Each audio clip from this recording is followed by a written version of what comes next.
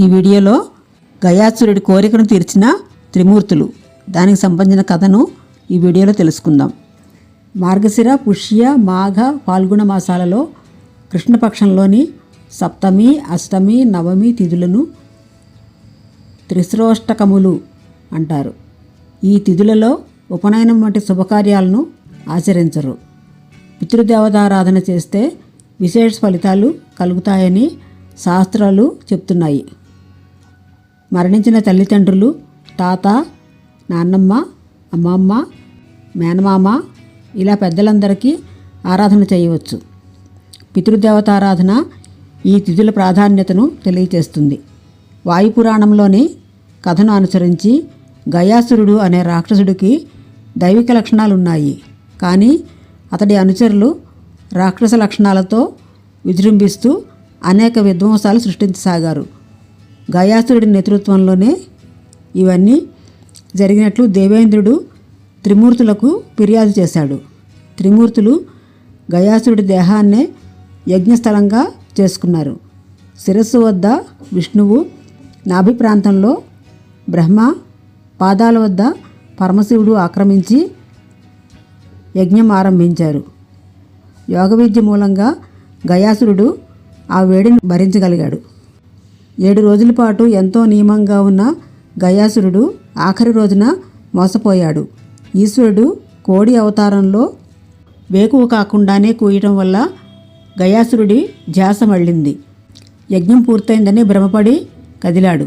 కదిలితే వధిస్తామని త్రిమూర్తులు ముందే ఆంక్ష విధించడంతో గయాసురుడు తన మరణానికి అడ్డు చెప్పలేదు. ఆ కోడి అవతారం మూలంగానే పిఠాపురంలోని పరమశివుడు కుక్కుటేశ్వరుడిగా ప్రసిద్ధిగాంచాడు. ఆ విధంగా గయాసురుణ్ణి త్రిమూర్తులు హతమార్చారు. ఆ రాక్షసుడు చనిపోతూ తన చివరి కోరికగా బీహార్లో సిరోగయ, కటక్ వద్ద జాజ్పూర్లో నాభిగయ, ఆంధ్రప్రదేశ్ పిఠాపురం వద్ద పాదగయల్లో పితృతర్పణాలు వదిలిన వారికి తత్వరితంగా ముక్తిని ప్రసాదించమని త్రిమూర్తులను ప్రార్థించాడు. జనహితమే గయాసురుడి కోరిక కాబట్టి త్రిమూర్తులు తదాస్తు అని ఆశీర్వదించారు. గయాసురుడి మేరకు ఈ క్షేత్రాలు శక్తి నివాసాలుగా ప్రసిద్ధి చెందాయి. గుజరాత్ రాష్ట్రం పటాన్ జిల్లా సిద్ధపూర్లో మాతృగయ ఉంది. మాతృమూర్తులకు పిండ ప్రదానం చేస్తారు. ఇక్కడ కర్దమ ప్రజాపతి తపస్సు చేసిన స్థలం ఇది.